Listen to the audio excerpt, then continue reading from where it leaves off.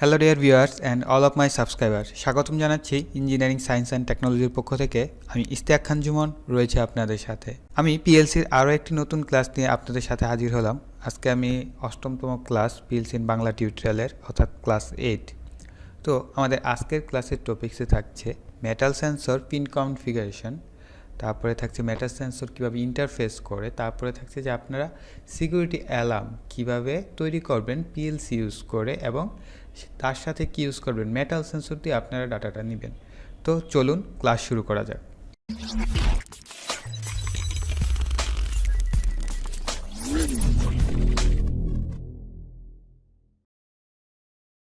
ওকে, এখন আমরা যেই পিকচারটি দেখতে পাচ্ছি আমাদের সামনে, এটি একটি মেটাল সেন্সরের পিকচার। ঠিক আছে, তো মেটাল সেন্সর দুই প্রকারের হয়ে থাকে, একটা পি টাইপ আর একটা এন টাইপ। তো আমরা পি টাইপ এন টাইপে কিছুক্ষণ পরে আসছি। তো সবার প্রথমে আসি, মেটাল সেন্সরটা দেখতে এই ধরনের হয়, যেটা আমরা পিএলসিতে ইউজ করি। তাছাড়াও মেটাল সেন্সর আরও অনেক রকমের হয়ে থাকে, কিন্তু এটা বেসিকলি যারা পিএলসি ইউজ করেন তারা ম্যাক্সিমাম এই সেন্সরটি ইউজ করে থাকেন। তো এই সেন্সরের তিনটা রঙের ওয়্যারিং থাকে, কিছু কিছু ক্ষেত্রে 4 ওয়্যারে থাকে, কিন্তু কমনলি 3 ওয়্যার। ঠিক আছে, 3 ওয়্যারের ক্ষেত্রে প্রথম একটা তার থাকবে, ঠিক আছে, এটা থাকবে পজিটিভ এক, আর এটা কালার থাকবে ব্রাউন, 2 নাম্বারটা থাকবে ব্ল্যাক, এবং 3 নাম্বারটা থাকবে ব্লু। 3 কালারের 3টা ওয়্যার থাকে।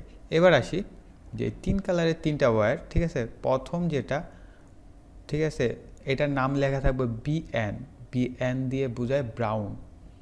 তারপরে লেখা থাকবে বিকে, এটা আপনার এই মেটাল সেন্সরের গায়ে লেখা থাকে। তারপরটা থাকবে বিকে মানে ব্ল্যাক, তারপর থাকবে ভিইউ মানে ব্লু। ঠিক আছে, এই 3টা কালারের ওয়্যারের 3টা নাম দিয়ে লেখা থাকবে, এবং প্রথম ওয়্যারটা দেওয়া থাকবে পজিটিভ। অল টাইম আপনার ব্রাউনে আপনারা পজিটিভ সাপ্লাই দেবেন, ম্যাক্সিমাম 24 ভোল্ট দিতে পারবেন, এবং ব্লুতে কী দিবেন, গ্রাউন্ড অথবা নেগেটিভ। এবার প্রসঙ্গ হচ্ছে 2 নাম্বার। এবার দেখেন 1 number pin input, 2 number output এবং 3 নাম্বার গ্রাউন্ড। তো আমরা 1 নাম্বারে ইনপুট দিলাম 24 ভোল্ট এবং 3 নাম্বার গ্রাউন্ড দিলাম। এবার 2 নাম্বার পিনের উপরে ডিপেন্ড করবে এটা পি টাইপ নাকি এন টাইপ। যদি 2 নাম্বার পিনে পজিটিভ আউটপুট দেয় তাহলে এটা পি টাইপ মেটাল সেন্সর, আর যদি এটা 2 নাম্বার পিন নেগেটিভ সাপ্লাই দেয় তাহলে এটা এন টাইপ।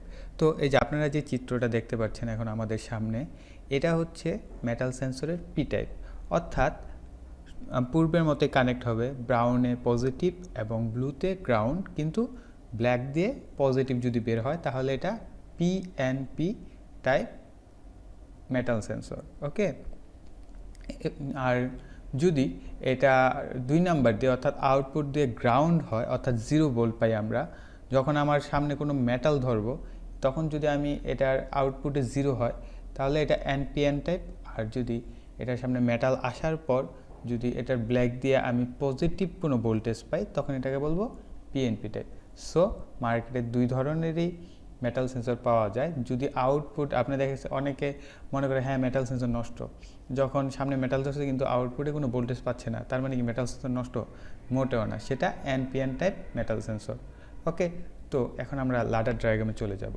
ঠিক আছে, দেখি লাডার ডায়াগ্রাম দিয়ে কিভাবে আমরা এই সিকিউরিটি সিস্টেমটা তৈরি করতে পারি, যেটা কিনা আমাদের কোনো মেটাল পদার্থ সামনে আসা মাত্রই, যেমন মেটাল কী কী থাকে, বোমা হতে পারে, অস্ত্র হতে পারে, যে কোনো ধারালো অস্ত্র হতে পারে, ওই ধরনের জিনিস কিন্তু মেটাল দ্বারাই তৈরি করতে হয়। ঠিক আছে, তো এই ধরনের কোনো জিনিস যাতে আমাদের এই মেটাল পদার্থের সামনে আসা মাত্র 10 সেকেন্ডের জন্য একটা বার্জার অ্যালার্ম দিতে থাকে। তো আমরা সেটার প্রোগ্রামটা এখন দেখব কিভাবে করে। খুব কম সময়ে ছোট একটা প্রোগ্রাম আমি দেখাচ্ছি। তো চলুন প্রোগ্রামে দেখা যাক। তো আমরা এখন লাডার ডায়াগ্রামটি ড্র করব।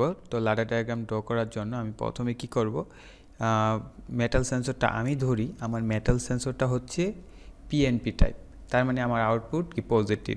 তো তার জন্য কি আমার একটা মেক কন্ট্যাক্ট নেব, আর যদি আমি এনপিএন টাইপ ইউজ করি তার জন্য আমি কি কন্ট্যাক্ট নেব, অবশ্যই ব্রেক কন্ট্যাক্ট। ঠিক আছে, তো তাহলে আমরা মেক কন্ট্যাক্ট নিলাম এবং সেটাকে সেট করলাম, করার পর আমরা ওকে করি। এখন আমাদের যেহেতু এখানে টাইমিংয়ের একটা ব্যাপার রয়েছে, তো আমরা একটা অন দিলে টাইমার ইউজ করব। তো অন দিলে টাইমার, অফ দিলে টাইমার কীভাবে বাইসিং করে আমার পূর্বের ক্লাসে দেওয়া আছে, যারা এখনও দেখেননি পূর্বের ক্লাসটি দেখে নেবেন, আমি আমার ডিসক্রিপশন বক্সে লিঙ্কগুলো দিয়ে রাখবো। তো আমরা প্রথমে কী করবো, টাইমারটাকে সেট করে নেব আগে, যেহেতু আমার টাইমিংয়ের একটা ব্যাপার চলে আসবে এখানে। তো I1-এর পরে আমি আরেকটা ব্রেক কন্ট্যাক্ট নিব, এটা নেব কার, টাইমারের। তার জন্য নিচে স্ক্রুল ঘুরাবো এবং নিচে দেবো টাইমার, ওকে করে দেব। তো এটাকে ট্র্যাক করে একটু সুন্দর করে বসালাম। তারপর একটা আউটপুট নিব, রিলে কয়েল নিলাম, রিলে কয়েল নেওয়ার পর এই দুটাকে কানেক্ট করি, এগুলোকে কানেক্ট করি, এবার একটু খেয়াল করেন, যদি এখানে আমার একটা নর্মাল, আমরা যদি আগের মতো লোড চিন্তা করি, তাহলে কি যখন এই জায়গায় একটা সিগন্যাল আসবে তখন কি এই পথ দিয়ে শর্ট হয়ে সিগন্যালটা Q1-কে চালু করে দেবে, তাই না? কিন্তু এখানে যেহেতু আমার একটা টাইমিং আছে, টাইমিংয়ের সাথে সাথে কি আউটপুটটা একটা নির্দিষ্ট সময় পর্যন্ত অন থাকবে। তো একে কি আমার অন অফ করাতে হবে, কার মাধ্যমে, এই Q1-এর সাপেক্ষে। তো আবার কি এটা চাপ দেওয়ার পরে কি এটাকে ল্যাচ করতে হবে, তাই কি আমরা এটাকে ল্যাচিং করার জন্য কি করব, আউটপুটে রিলে কয়েল সেট করে দেব। দেন এটাকে বসাই নিই, ওকে বসাই দিলাম। তো এবার আমরা কি করব, এই Q1-এর সাথে সাথে টাইমারটাকে অন করব এবং টাইমার দিয়েই আবার এই Q1-কে অফ করে দেবো। এই কারণে এই জায়গায় কি আমি টাইমারটা বসাইছি, যাতে এর কাউন্ট শেষ হওয়ার সাথে সাথে আউটপুট বন্ধ হয়ে যায়। আবার কি চালু হওয়ার সাথে সাথে কি টাইমারও অন হয়ে যায়, তার জন্য। তো আমরা এবার বসাই, এটা কাকে বসাবো, Q1-কে, অর্থাৎ আউটপুটকে আমরা ট্রিগার করব। এটাকে বসাই নিই, এই তো গুড, কানেক্ট করে দিলাম। তো এবার আমাদের মোটামুটি প্রোগ্রাম ওকে। তো এটার নামকরণ করে দিই, এটা হচ্ছে কি আমার বার্জার দিই,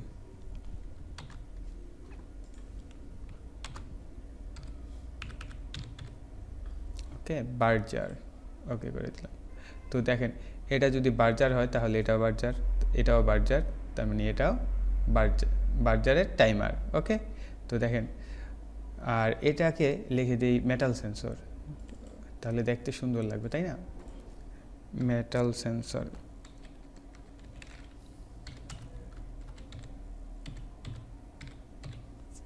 লিখে দিলাম মেটাল সেন্সর, দেন ওকে। এটা তো টাইমার, ঠিক আছে, T001। তো এই হলো আমার সিমুলেশন, ওকে। এখন আমরা সিমুলেশন দেখব, আমরা কিবোর্ড থেকে F3 চাপলে সিমুলেশন দেখা যায়, অথবা কি সিমুলেশন থেকেও। তো প্লে করি, একটা ছোট্ট মিস্টেক করে ফেলেছি এখানে, আমাদের কি অবশ্যই টাইম সেট করতে হবে, আমরা কিন্তু টাইম সেট করিনি। তো টাইমটা সেট করে নিই, ধরি আমার যখনই মেটাল পদার্থ সামনে আসবে, এটা 5 সেকেন্ডের জন্য না 6 সেকেন্ডের জন্য এটা চলতে থাকবে, অ্যাপ্লাই, দেন ওকে। এবার আমরা সিমুলেশন করতে পারি, প্লে করলাম, দেন এটাকে একটু, দেন আমরা এখন সুইচ চাপবো, সুইচটাকে অন করে দিলাম এবং ছেড়ে দিলাম। তো দেখেন আমার আউটপুট কিন্তু চলে আসছে, যখন 6 সেকেন্ড হবে দেন বন্ধ হয়ে যাবে, ওকে। আমি আবার দেখাচ্ছি প্রসেসটা, দেখেন আমি এটাকে জাস্ট একটা মেটাল পদার্থ আমার সামনে দিয়ে চলে গেছে, এই মেটাল সেন্সরের সামনে দিয়ে চলে যাওয়ার পরে কি আবার চলে গেছে, যেহেতু একটা সিগন্যাল, তো সাথে সাথে কি আমার টাইম কাউন্ট শুরু হয়ে গেছে, 6 সেকেন্ড দেন বন্ধ। আপনি চাইলে এটাকে 10 সেকেন্ড দিতে পারেন, 1 মিনিট দিতে পারেন, ঠিক আছে, এটা তো জানেন। এখান থেকে জাস্ট টাইমটা আপনি চেঞ্জ করে দিতে পারেন। আমি দেখাচ্ছি, যদি আমি এটা 10 সেকেন্ড করে দিই, কারণ একটা বাজার 10 সেকেন্ড বাজলে এনাফ, ঠিক আছে। তো এবার আমরা আবার যদি এটাকে অন করে অফ করে দিই, মানে একটা মেটাল পদার্থ খুব দ্রুত সামনে দিয়ে চলে গেল, প্রোগ্রাম বার্জার মনে করেন হুলস্থুল বাজা শুরু করবে এবং চোর যে বা তার সাথে যে কোনো মেটাল পদার্থ রয়েছে সেটা অনায়াসে ডিটেক্ট করতে পারবে। সো এইভাবে PLCর মাধ্যমে আমরা মেটাল ডিটেক্ট করতে পারি। এটা আপনি বিভিন্ন কাজে ইউজ করতে পারেন এই প্রোগ্রামটাকে আরও আপডেট করে। আমি সামনে যখন কাউন্টিং দেখাবো সেক্ষেত্রে আপনি মেটাল সেন্সর ইউজ করতে পারেন। যেমন ধরেন আপনার একটা কোম্পানির প্রোডাক্ট কাউন্টের জন্য ইউজ করতে পারেন। সাপোজ ওই প্রোডাক্টটা মেটাল সম্পর্কিত, ওটার সাথে মেটাল অ্যাটাচ করা আছে, তো ওই মেটাল পদার্থ যতবার যাবে আপনার সেন্সর প্রতিবার কি 1 করে কাউন্ট করবে। সো এইভাবে আমরা যদি কাউন্টার, যেমন আমাদের PLCতে কাউন্টার রয়েছে, আমি সামনের ক্লাসে কাউন্টার দেখাবো, আগামী অনেক ক্লাসে এই কাউন্টার নিয়ে আমরা কাজ করব। তো ওই কাউন্টার দিয়ে আপনি চাইলে এই মেটাল সেন্সরের মাধ্যমে কি হাজার হাজার প্রোডাক্ট কাউন্ট করে একটা হিসাব রাখতে পারবেন বা ডিসপ্লে করতে পারবেন, তাই না? এবং দেখবেন যে এটা দিয়ে অনেক সুন্দর সুন্দর কাজ করা যায়, ঠিক আছে। মেটাল সেন্সর না, এই মেটাল সেন্সর বলেন, প্রক্সিমিটি সেন্সর বলেন। একটু বলিনি, মেটাল সেন্সর আর প্রক্সিমিটি সেন্সরের ডিফারেন্সটা কি। প্রক্সিমিটি সেন্সর বা IR সেন্সর আমরা যেগুলোকে বলে থাকি, এইগুলো যে কোনো প্রোডাক্টে বা যে কোনো পদার্থ তাদের সামনে থাকলেই তারা আউটপুট একটা সিগন্যাল দেয়। কিন্তু মেটাল সেন্সর কেবলমাত্র মেটাল পদার্থ সামনে পেলে সে সিগন্যাল দিবে, এবং তাও 4 থেকে 5 মিলিমিটার দূরত্বে। ওকে, আর আপনার যে ইটা থাকে ওই প্রক্সিমিটি সেন্সর বা ইনফ্রারেড সেন্সর বলি বা আয়ার সেন্সর বলি, সেগুলো কিন্তু প্রায় 10 মিটার, মানে এটার রেঞ্জটা একটু বেশি থাকে, কিন্তু মেটালের রেঞ্জটা একটু কম থাকে। যার কারণে দেখবেন অনেক সময় সিকিউরিটি গার্ডরা কী করে, মেটাল সেন্সরটা একদম শরীরের সাথে লাগিয়ে দিয়ে তারপর চেক করে, কারণ তার লিমিটেশনটা একটু কম থাকে। তো আশা করি আজকের ক্লাসটা থেকে আপনারা অনেক কিছু শিখতে পেরেছেন, এবং আমি যে টপিকসটা আপনাদের বুঝাইতে চাইছি আপনারা খুব ভালোভাবে বুঝতে পারছেন। তো যদি ভিডিওটি ন্যূনতম ভালো লেগে থাকে একটা লাইক দিবেন এবং ভিডিওটি শেয়ার করবেন, আর আপনাদের বক্তব্য মন্তব্য কমেন্টে জানাবেন। আর